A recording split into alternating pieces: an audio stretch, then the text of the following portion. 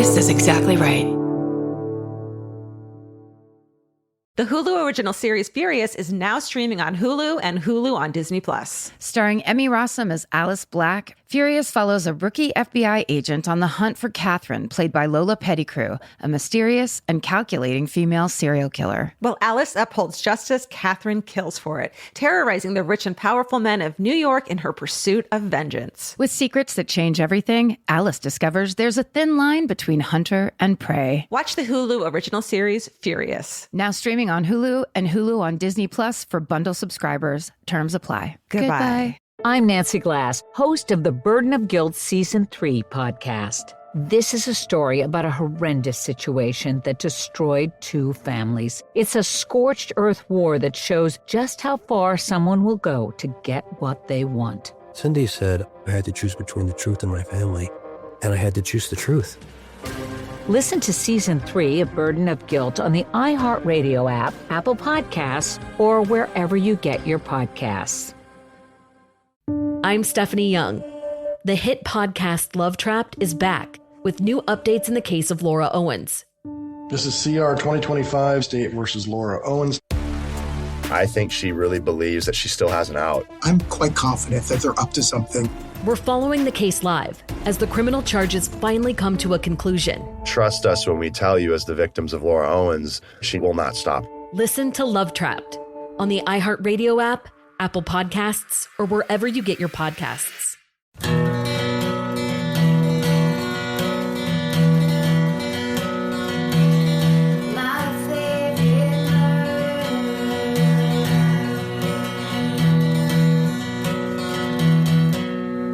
Hello. And welcome To My Favorite Murder. the Minisode. Here we go. We tell you your stories. Yeah. So many stories, all kinds of stories. You write them into us. We read them back to you. And we appreciate it. Want me to go first this time? Please do. Okay. This is called, I'm not going to read this to you. Okay. The whole Kiora. story? It sounds like you meant it like, forget it. I'm not going to read this to myself. you. Okay. Now you go. Give me a minute. Kiora from little old New Zealand. Nope. New Zealand. I am drinking green tea. I swear to God, I'm not drunk right now. Hold it up. You have to show it. I just want to say thank you for this amazing podcast. I cannot tell you how many hundreds of hours I have listened to it in small, dark rooms on the microscope when I was finishing my PhD in genetics. Ooh. Holy shit. Congratulations. Smarty pants. I had a brief hiatus when I dove too deep, and all the talk of murder led me to waking up my partner to walk me to the bathroom when I needed to pee in the night. Because murderers are put off by sleepy nerds in glasses. And I was temporarily banned for the sake of his sleep quality, and honestly, it was fair. Despite this, you got me through some very tough times and even convinced me that taking drugs to be less sad and anxious is nothing to be ashamed of. I have since had podcast privileges reinstated, which is handy since I just listened to your hometown about children not knowing how to deal with SWAT teams. Boy, do I have a story about this. Oh, wow. How many people have childhood SWAT team stories? Send them in. I mean, ask and ye shall. When I was about 7 years old in the mid to late 90s in New Zealand, we lived in a fancy but sleepy new suburb that had recently been converted to a subdivision from farmland. Think lots of new houses full of mint green carpet, weird textured puffy wallpaper, and curtains that were an affront to any semblance of good taste. Our backyard was huge and had a child-sized playhouse, swing set, and sloping lawn intersperted with random large boulders. Is that a word? That my mother It is not a I word. didn't make that up. She fucking wrote intersperted. She means interspersed. But I like intersperted is hilarious. It's pretty great. It's more accurate, actually. It does. Like I see them sprouting, right? Yeah. That my mom was convinced, random large boulders that my mom was convinced fix the feng shui of the property. According to Mom's Ladies magazines, it would fix all our problems. The 90s. Along one side of the property was a small orchard, with the whole thing ending in a paddock of cows. It's New Zealand. There is always a paddock. Anyway, I have a vivid memory of being woken for school by my dad, who then went down the hall to wake my sister. I opened my curtains only to come face to face with a man in, all caps, full combat gear. I'm talking dressed in all black, bulletproof vest, helmet, face mask, assault rifle, the works.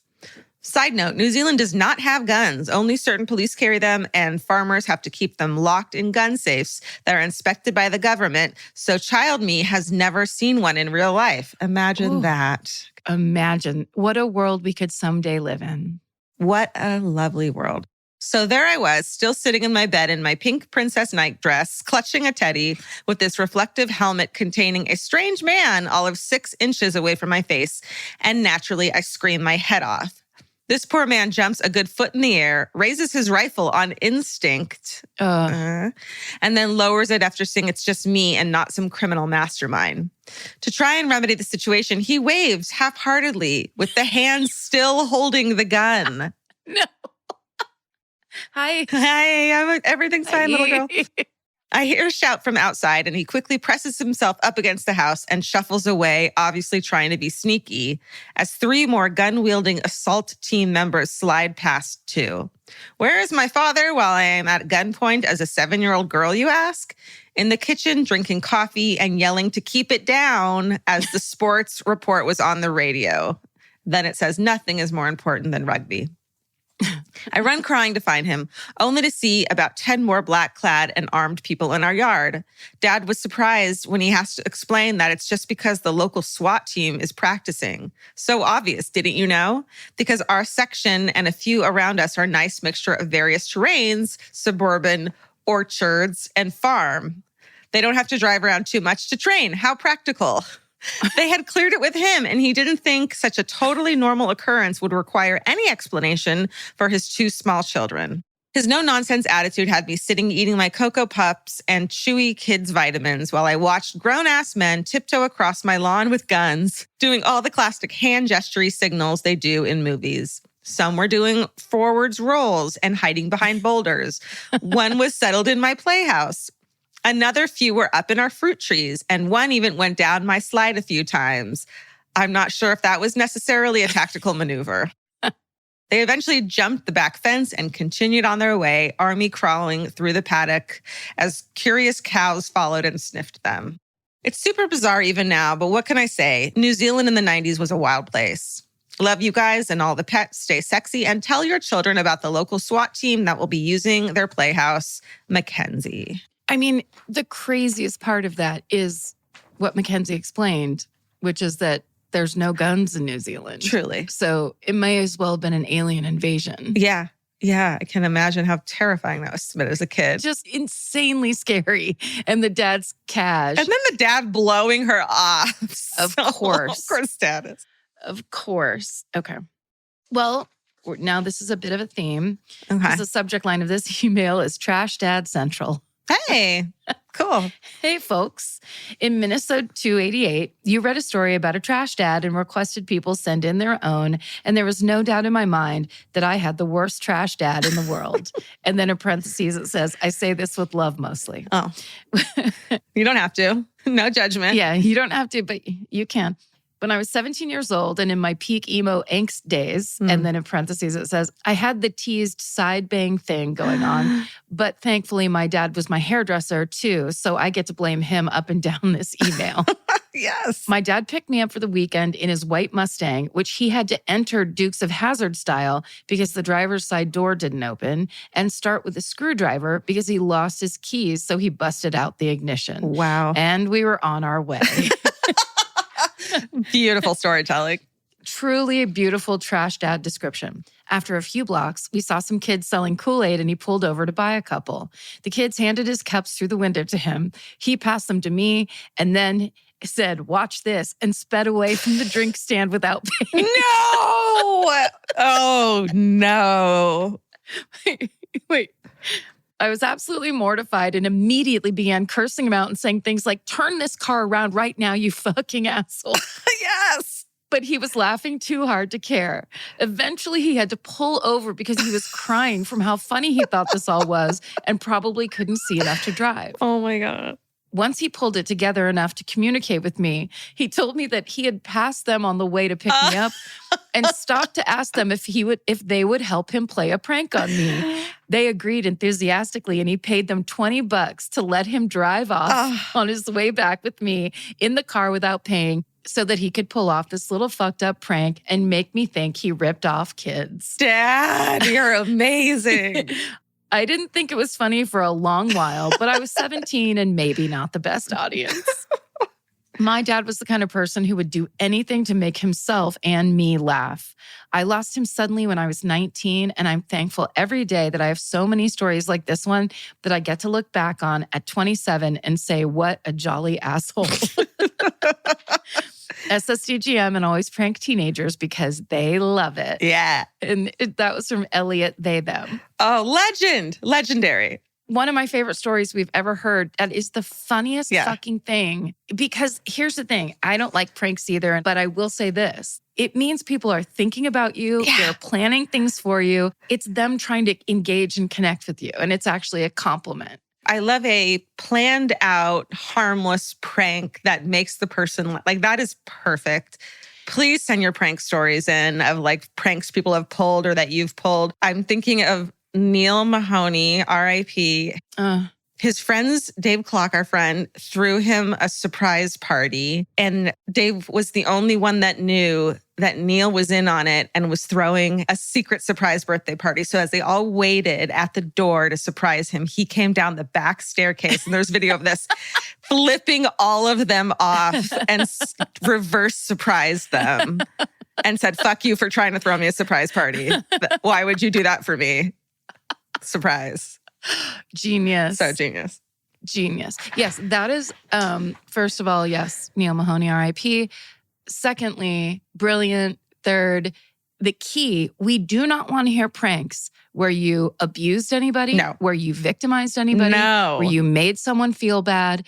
We don't care. That's not good comedy. No animals involved. No victimization of others' autonomy. Yeah. Please, if you have a good prank story like this trash dad prank story, okay, because he not only made his child feel thought about and teased and and therefore kind of cared for in a way, and like they had an event. Yeah. Those kids at the Kool-Aid stand, that was their favorite memory. That legendary memory that they share to this day. And maybe one of them is a grown-up now and has played that on their kids as well. I don't know the timeline fits, but let's just pretend. The idea of peeling out away from a Kool-Aid stand to rip kids off. Also, watch this. Something about nothing ever comes good after someone says, watch this, right? There's never in the history of watch this been a good fucking outcome. Watch this, and then they do like a front flip and break their neck or something. Exactly. It's always a nightmare. I'm Nancy Glass, host of the Burden of Guilt Season 3 podcast. This is a story about a horrendous situation that destroyed two families. It started more than 7 years ago when Cindy and Kenny were two 40-somethings who had just gotten engaged. Days later, they walked into a scorched earth war they never saw coming. Turn around and place your hands behind your back. The cops came into my house and threw me in jail. And to Cindy's surprise, her fiancé, Kenny, was charged with abusing one of her children. I never once doubted Kenny, and I always doubted the accusation. On Season 3 of Burden of Guilt, you'll hear a story about the lengths someone will go to in order to get what they want. This case has got to be one of the most despicable. Listen to Season 3 of Burden of Guilt on the iHeartRadio app, Apple Podcasts, or wherever you get your podcasts. Hey everyone, it's the Jonas Brothers. This week on the podcast, Hey Jonas, we're hanging out with Michael Bublé. After Kevin's recent interesting confession about Michael, we figured there's only one thing to do. We must invite Michael Bublé on the podcast, and we want to know what's on his Sexy Time playlist. You know, I did an interview, and they're like, have you heard about this Jonas Brothers thing? And they're like, what did you think of it? And I was like, well, I mean, it's reciprocal. We talk about Kevin's confession, Michael's reaction, and a whole lot more. Our conversation with Michael Bublé is out now. Listen to Hey Jonas on the iHeartRadio app, Apple Podcasts, or wherever you get your podcasts. My first guest is Paris Hilton, Shakira, Luke, and Yerin. You have surprises? Many surprises. Welcome to the Sweet 305 podcast, where the group chat comes to life. What up? You're the only person I know that loves a yellow Starburst. It's lemonade. Listen to Sweet 305 with Lele Pons. Open your free iHeartRadio app, search Sweet 305, and listen now. This is a love story. This is called My Parents' Summer Love. Oh. Hi, this is a story of how my parents met. My mom was born and raised in the U.S. from immigrant parents. Okay, and then listen to this. Her mom was from Latvia and her dad was from Poland. That is exactly where my family's from. My mom's side is from Latvia. My dad's side is from Warsaw, Poland. How crazy is that? Wow. I know. That's super crazy. Yeah. And then it turns out you signed this email and it's from you. When my mom was a teenager, she went to Poland to spend the summer at her grandparents' house.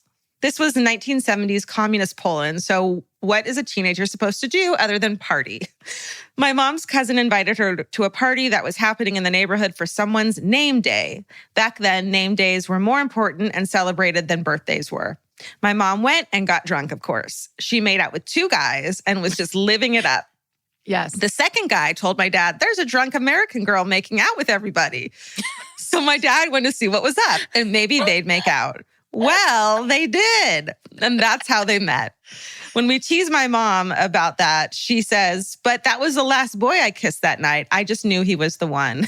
So the fact that he was the last one makes it okay. If she had married the first one, it would have been a really big problem. But that was the 12th boy I kissed that night. And that's how I knew. That's how I knew. I was going to go for the baker's dozen. My dad didn't speak any English and my mom's Polish was limited. Love is the, what is it? Love is the language that everyone... International. Is Morse code. Still, they were crazy about each other. My dad built a little seat on the back of his bike and would ride her around town. But eventually the summer ended, as did their little summer of love. 8 years later, now in their 20s, my mom goes back to Poland to attend her grandfather's funeral. She decides to stop by my dad's house, so they hadn't been in communication or anything. Oh, it was just a true fling. Yeah. And when she goes, he's outside, up on a ladder, picking apples. She's so nervous because it's been so long since they'd seen each other. She wonders if he would still feel the same way that she does. After greeting him and talking for a little while, my dad steps off the ladder and kisses her. Oh. They end up getting married and their wedding lasts 3 days. Hey. When my mom found out she was pregnant with my sister, my dad wasn't even in America yet. It took a while for everything to go through as they had to investigate whether the marriage was legit before he was allowed into the country. My mom's friends asked her if she thinks he wants to marry her just to come to America. And my mom says, if that's the case, I love him so much that I would do it for him. But hearing that question now is hilarious to me because if you knew my dad, he couldn't care less about living here or the, quote, American dream. He just happened to fall in love with an American girl. My dad passed away in 2017, and even now I'll use any excuse to talk about him to keep his memory alive. He treated me, my mom, and my 2 sisters with so much respect that we returned it back to him tenfold and looked up to him so much. When my parents got married, they barely knew each other, and then there's a language barrier on top of it. And still, they were each other's best friends, and my mom says that their love was written in the stars. Oh my God. I know. Stay sexy and make out with random guys at a party. The third one just might be your soulmate. Jill, she, her. Amazing advice, Jill. Classic. I love it. Okay. Well, then let's go on this international journey because the subject line of this is, it actually gives it away. Okay. So I won't read it. Okay. Hi, friends. I've been listening to the podcast at my summer job as a receptionist, and in one of your older episodes, you asked for stories from postal workers. Yes, this episode is like 2 years old, but too bad you're getting the story now. We love you. Like, that's totally fine. That's right. Assert yourself. I worked at the UPS store in high school from the ages of 16 to 18. As the newest employee, I was stuck working the late night shifts alone on weekends that no one else wanted to work. The store closed at 9 p.m., so around 8:30, I would try to start some closing tasks so that I could leave ASAP. One night, about 10 minutes before close, I watched as a man got out of a taxi carrying a small package. He walked up to my register and seemed shifty as I took down his information. He was shipping the package to Israel and repeatedly asked me if customs would open the package once it arrived. I told him that they probably wouldn't and asked him what was inside. He told me that it was tea and some other things. His total rang up to around $200, which he paid in cash. Literally every part of this transaction was a red flag. And we had been trained to finish the transaction quickly and get shady customers out of the store before investigating anything. However, I was super impatient and ready to leave after an 8-hour shift, so I left the package on my manager's desk with a short note telling them about the interaction.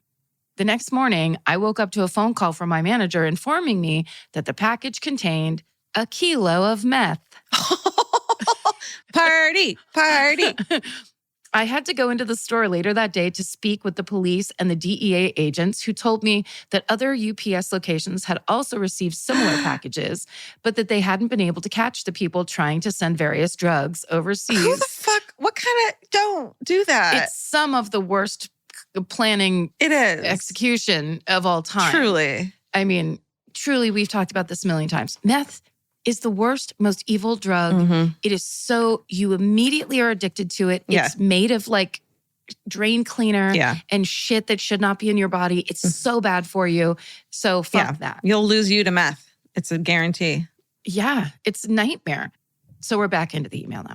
This was honestly the most chaotic job I ever had. And between this story and the time I was stalked in the parking lot and the time I mistook a sex doll for a bomb threat, I have no idea why I stayed there as long as I did. Sounds fun, honestly. It sounds like a lot going on. Yeah. Stay sexy and try not to accidentally join a drug trafficking ring. XOXO, Chloe. Chloe, I love it. Amazing. Good one. That'd be a fun job, I think. Yeah, I think so too. Well, it has shades of the bank safety deposit box with the mystery and the what are people doing with their private lives. Yeah, 100%. And like the whole thing of like weird people, like everyone has to go into a post office kind of place. So you're going to get all kinds of people, right? Yes, that's right. I'm Nancy Glass, host of the Burden of Guilt Season 3 podcast. This is a story about a horrendous situation that destroyed two families. It started more than 7 years ago when Cindy and Kenny were two 40-somethings who had just gotten engaged. Days later, they walked into a scorched earth war they never saw coming. Turn around and place your hands behind your back. The cops came into my house and threw me in jail. And to Cindy's surprise, her fiancé Kenny was charged with abusing one of her children. I never once doubted Kenny, and I always doubted the accusation. On Season 3 of Burden of Guilt, you'll hear a story about the lengths someone will go to in order to get what they want. This case has got to be one of the most despicable. Listen to Season 3 of Burden of Guilt on the iHeartRadio app, Apple Podcasts, or wherever you get your podcasts. On Boxing Day 2018, Joy Morgan was last seen at her secretive church. 6 weeks later, she's reported missing. I'm Charlie Brinkhurst-Cuff, and after years of investigating Joy's case, I need to know what really happened to Joy. This is The Missing Sister, the true story of a woman betrayed by those she trusted most. Listen to The Missing Sister on the iHeartRadio app, Apple Podcasts, or wherever you get your podcasts. My first guest is Paris Hilton, Shakira, Luke, and Yerin. You have surprises? Many surprises. Welcome to the Sweet 305 podcast, where the group chat comes to life. What up? You're the only person I know that loves a yellow Starburst. It's lemonade. Listen to Sweet 305 with Lele Pons. Open your free iHeartRadio app, search Sweet 305, and listen now.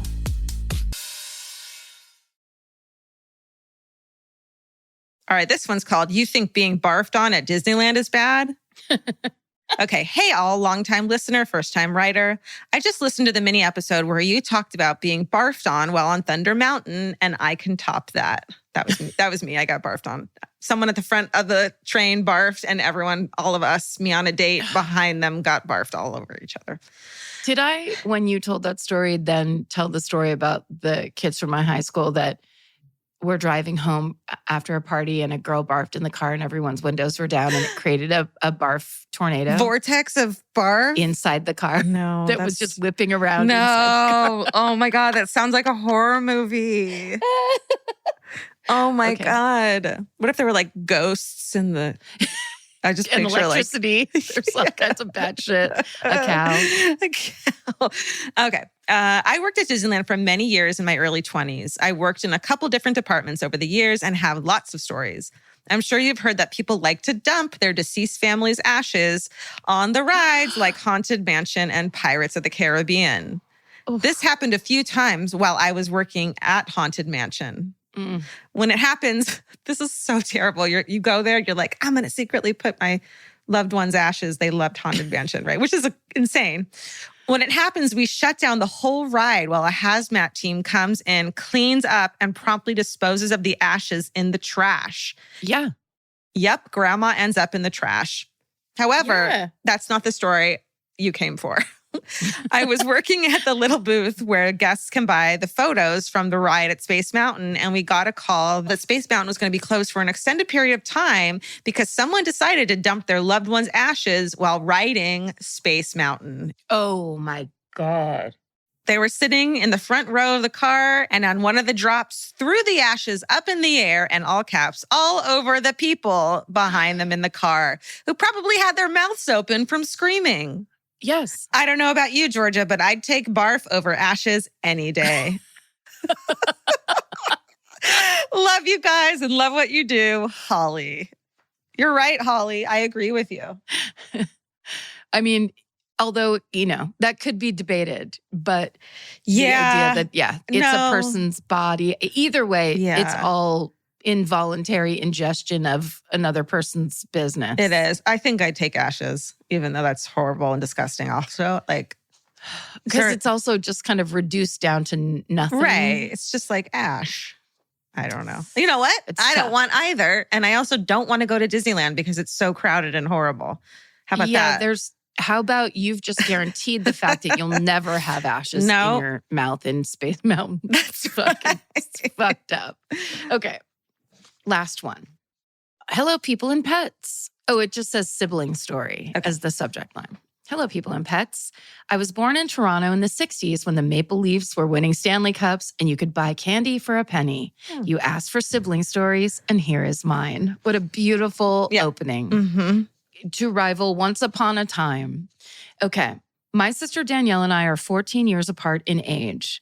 After being an only child for so long, Danielle was delighted to have a baby sister. Her best friend Margie lived in the neighborhood with a U and wanted her mother to meet the new baby. So one day, Margie and Danielle set off in the stroller with little me, only a month or so old. Oh, tiny. Tiny. And basically just on the just past preteen teens. Why a mother would allow two kids to take a newborn on a social call alone? It was the 60s. Danielle and Margie strolled along the main street, window shopping along the way, when they came upon a shoe store, leaving me on the sidewalk as people did back then. Oh. Why? That's what it says in parentheses. They went in to browse. When they were done, they continued on to Margie's house, whereupon, arriving, Margie's mother exclaimed, I thought you were going to bring the baby. Oh, my God. Yes, that's right. They had forgotten me on the sidewalk outside the shoe store. How could these days, if you were walking around, there's a baby in a stroller outside of a store? Just chilling. Oof. Yes, that's right. They'd forgotten me on the sidewalk outside the shoe store. Danielle and Margie hurried back to get me, but I was gone. What? After a moment of panic, they went into the shoe store to see if anyone knew where I was.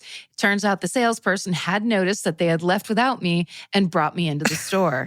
No matter how much they pleaded, the woman refused to give me back to them because they were so irresponsible. Amazing. You are right? That is a good citizen of the world.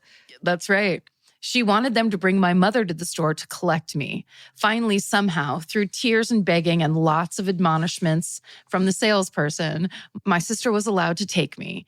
Take two, and Margie's mom got to see the baby. A few years ago, my sister and I were with my mother, and I brought up this story. My sister turned pale and looked at me with daggers shooting out of her eyes.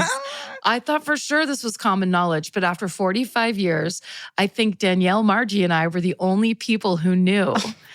They probably had not even let Margie's mom know what happened. Yeah. They're like, oh, yeah, we'll go get her. Yeah. Oh, my God. Danielle used to joke with me that she would leave me in a shoe store sometimes, so I just figured everyone knew. Me and our mom laughed for a long time, but it took my sister quite a while to forgive me for spilling the tea. Is it any wonder that I'm a shoe fanatic now, or that I kept a very close eye on my kids when they were little? Yeah. Stay sexy and don't leave babies on the sidewalk, D. Oh, that's I love sweet. that one. That's very sweet. It's got the sibling trying to kill your sibling. It's got family secrets that are actually really funny and should not be held in. You should write them to us immediately and out your family. Yeah, also because Danielle needs to relax because it's so long. What's the mom going to do? Yeah, you can't get in trouble. You can't get grounded now. Yeah, it's Fuck fine. you, Mom. Yeah, try to ground me. I'm 36. I have my own kids. I have to go. Speaking of having to go, thanks for listening, you guys. That's right. If you want an extra one, we have an extra story in the fan cult and all kinds of other fun stuff in there. But in the meantime, we appreciate you listening. We really do. Stay sexy. And don't get murdered. Goodbye. Elvis, do you want a cookie?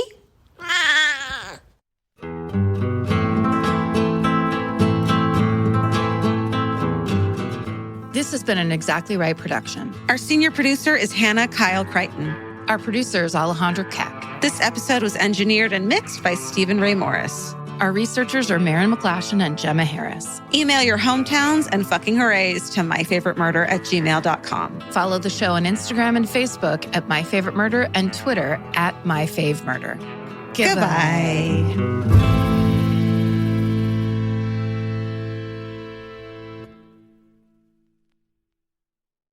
I'm Nancy Glass, host of the Burden of Guilt Season 3 podcast. This is a story about a horrendous situation that destroyed 2 families. It's a scorched earth war that shows just how far someone will go to get what they want. Cindy said I had to choose between the truth and my family, and I had to choose the truth. Listen to Season 3 of Burden of Guilt on the iHeartRadio app, Apple Podcasts, or wherever you get your podcasts. Joy is essential, and it's also elusive. But now, there's a new and exciting way to start your journey toward a more joyful existence. Joy 101. If you're craving inspiration, support, and useful tools to maximize your joy, tune into these candid, uplifting, and moving on-air chats. Listen to Joy 101 with Hoda Kotb starting June 10th on the iHeartRadio app, Apple Podcasts, or wherever you get your podcasts. There was no anything inside those eyes. They turned black. It scared the hell out of me. People, wake up! I'm the one that saw the murder take place by Krivak and DePippo. Anthony DePippo showed no signs of remorse, appearing unfazed after being sentenced to the maximum. I said I'm not guilty. I'll take it to the grave. Listen to The Devil's Quarry in the Bone Valley feed on the iHeartRadio app, Apple Podcasts, or wherever you get your podcasts.